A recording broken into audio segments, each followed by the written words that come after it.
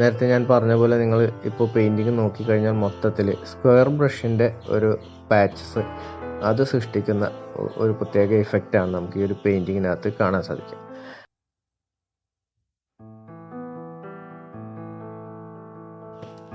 എല്ലാവർക്കും പുതിയ വീഡിയോയിലേക്ക് സ്വാഗതം.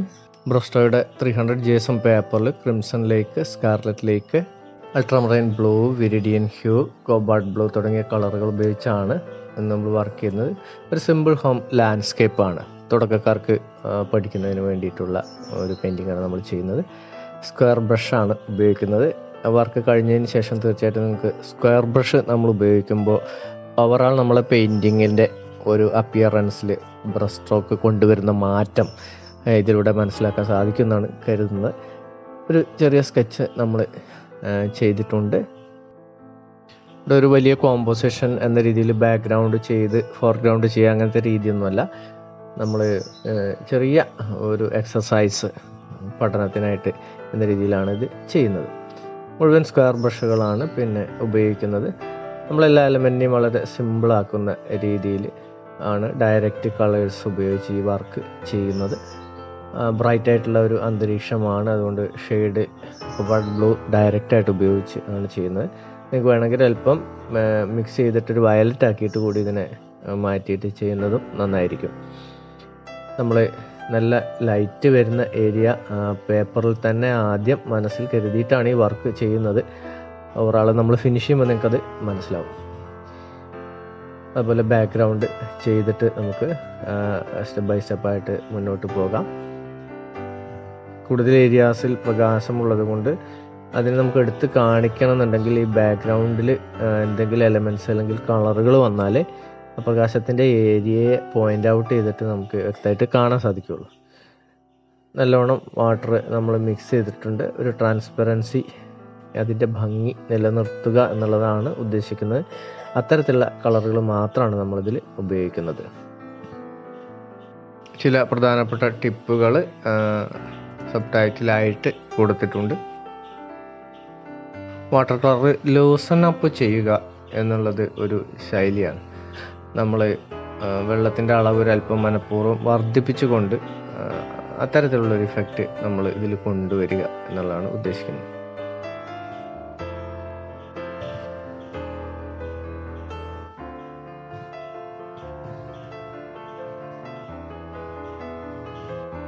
ഇവിടെ ഭൂരിഭാഗവും ഡയറക്റ്റ് കളേഴ്സാണ് ഞാൻ എടുത്ത് ഉപയോഗിച്ചിട്ടുള്ളത്. നിങ്ങൾ ഇത്തരം ബ്രൈറ്റ് കളേഴ്സ് നിങ്ങൾ ബ്രൈറ്റ് കളേഴ്സ് ഉപയോഗിക്കുമ്പോൾ ശ്രദ്ധിക്കേണ്ട ഒരു കാര്യം, ഇടയ്ക്കിടയ്ക്ക് വെള്ളം മാറ്റിക്കൊണ്ടിരിക്കണം. അല്ലെങ്കിൽ നമുക്ക് ആ കളേഴ്സിൻ്റെ ഫ്രഷ്നെസ് നഷ്ടപ്പെടും. ബ്രൈറ്റ് കളേഴ്സാണ് യൂസ് ചെയ്യുന്നതെങ്കിൽ പ്രശ്നമില്ല. ഡാർക്ക് കളേഴ്സ് ഇടയ്ക്ക് വരുമ്പോൾ പെട്ടെന്ന് തന്നെ വാട്ടർ സ്പോയിൽ ചെയ്യുന്നതായിട്ട് നമുക്ക് കാണാം. ഇടയ്ക്ക് അതുകൊണ്ട് വാട്ടർ മാറ്റി ഉപയോഗിക്കുന്നത് കൂടുതൽ ബ്രൈറ്റ് ആയിട്ടുള്ള കളേഴ്സ് കിട്ടുന്നതിന് സഹായകമായിരിക്കും. ബാക്ക്ഗ്രൗണ്ടിൻ്റെ വർക്ക് കഴിഞ്ഞിട്ടുണ്ട്. ഫ്രണ്ട് ഏരിയയിൽ കൂടി ചില ഷെയ്ഡുകൾ അടയാളപ്പെടുത്താം.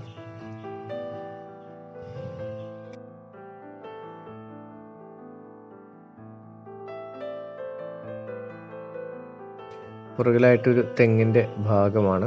സ്ക്വയർ ബ്രഷ് കൊണ്ടാണ് ചെയ്യുന്നത്. അപ്പോൾ അതിൻ്റെ സ്റ്റൈല് പാറ്റേൺ ഒക്കെ അതിൻ്റെതായ ഒരു രീതിയിലായിരിക്കും നമുക്ക് കിട്ടുക. ഈ തെങ്ങിൻ്റെ ഓലകളൊക്കെ നമ്മൾ ചെയ്യുന്ന സമയത്ത് വലിയ ഡീറ്റെയിൽസ് ആയിട്ടൊന്നും ചെയ്യേണ്ട കാര്യമില്ല. ജസ്റ്റ് ബ്രഷിൻ്റെ ഒരു ടച്ച്, അതിന് ശേഷം ചില അഡീഷൻസ് മാത്രം അതിനകത്ത് ചെറിയ ബ്രഷ് ഉപയോഗിച്ച് ഓലകളുടെ ഭാഗങ്ങളൊക്കെ അങ്ങനെ ചെയ്തു കൊടുത്താൽ മതി. ഇവിടെ ഡയറക്റ്റ് നമ്മൾ ബ്രൈറ്റ് ആയിട്ടുള്ള കളേഴ്സ് ആണ് യൂസ് ചെയ്യുന്നതെന്ന് ഞാൻ പറഞ്ഞു. അല്ലാതെ ഒരു റിയലിസ്റ്റിക് ആയിട്ടുള്ള ശൈലിയിലല്ല ചെയ്യുന്നത്. കളേഴ്സ് ഡിഫറൻ്റ് ആയിട്ട് നമുക്ക് ഉപയോഗിക്കാം.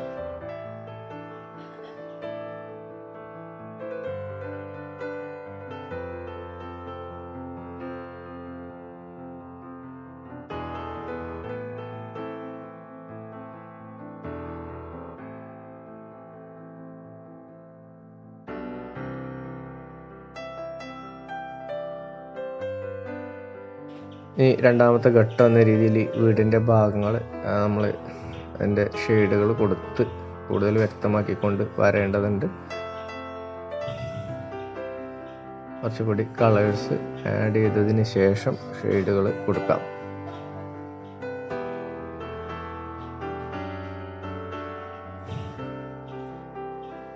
ജനലിൻ്റെ ഭാഗങ്ങൾ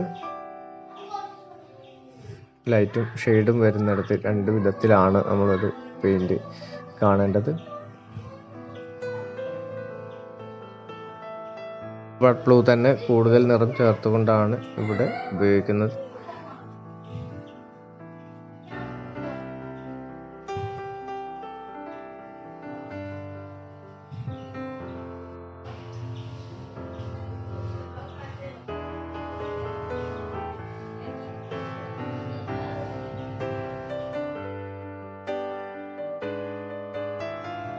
മറ്റൊരു തെങ്ങിൻ്റെ ഭാഗം കൂടി നമുക്കിവിടെ പെയിൻറ് ചെയ്തിട്ട് ചേർക്കാം.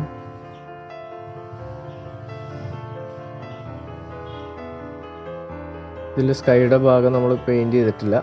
എല്ലാത്തിനകത്തും അങ്ങനെ ചെയ്യണമെന്ന് നിർബന്ധമൊന്നുമില്ല. ഈ ഫിഗറിൻ്റെ ഡീറ്റെയിൽസ് പെയിൻറ് ചെയ്ത് ചേർക്കാം.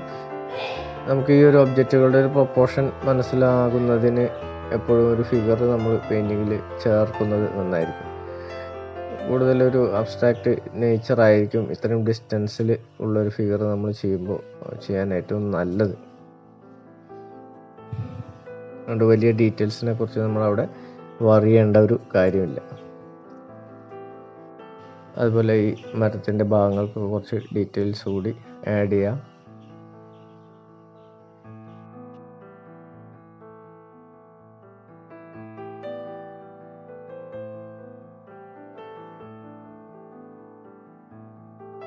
വയലറ്റ് പെയിൻറ് ഉപയോഗിച്ചുകൊണ്ട് കുറച്ചുകൂടി അടുത്തുള്ള മരങ്ങളുടെ ഭാഗങ്ങൾ പെയിൻറ് ചെയ്ത് ചേർക്കാം.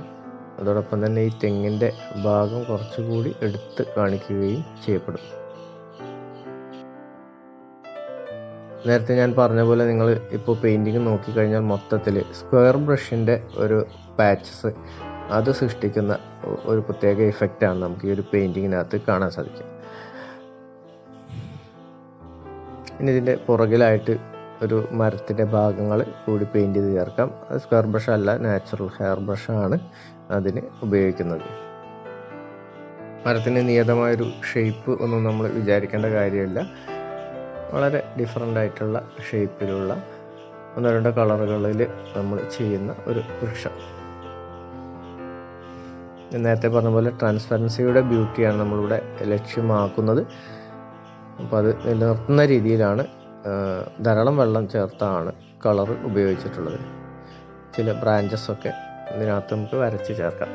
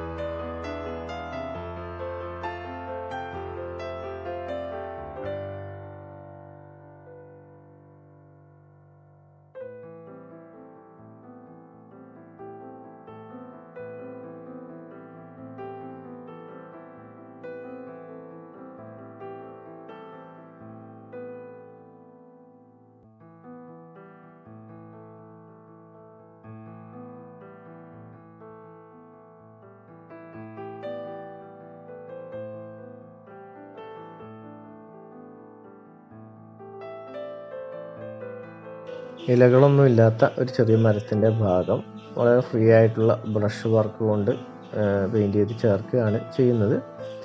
അത് നമ്മൾ പെയിൻറ്റിങ്ങിൻ്റെ ഒരു പ്രത്യേക ബ്യൂട്ടി കൊണ്ടുവരുമെന്ന് കരുതുന്നു.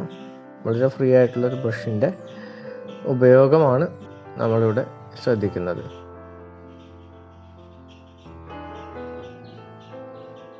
ഏറ്റവും അവസാനത്തെ വളരെ ഡാർക്കായിട്ടുള്ള കളറുകൾ ഉപയോഗിച്ചിട്ടുള്ള ഫിനിഷിങ് വർക്കുകളോട് കൂടിയിട്ട് പെയിൻറ്റിങ് നമുക്ക് ഏതാണ്ട് ഫിനിഷ് ചെയ്യാം.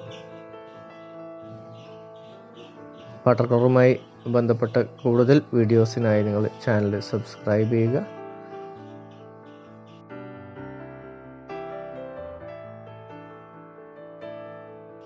നമ്മളെ മുൻഭാഗം കൂടി ഒരല്പം ഷെയ്ഡ് നമ്മൾ കാണിക്കുകയാണ്. ഒരുപാട് പേപ്പർ ഏരിയ വൈറ്റായിട്ട് കിടക്കുന്നുണ്ട്, അത് ഒരു അഭംഗിയാണ്. അപ്പോൾ അതുകൊണ്ട് മുൻഭാഗത്ത് കുറേ മരങ്ങളുണ്ട്, അതിൻ്റെ ഒരു ഷെയ്ഡ് എന്ന രീതിയിൽ കൺസെപ്റ്റ് കൊണ്ടുവന്നിട്ടാണ് ഈ പെയിൻറ്റിങ് ചെയ്യുന്നത്. അതോടെ ഏതാണ്ട് നമുക്ക് ഈ ഒരു വർക്ക് ഫിനിഷ് ചെയ്യാമെന്ന് കരുതുന്നു.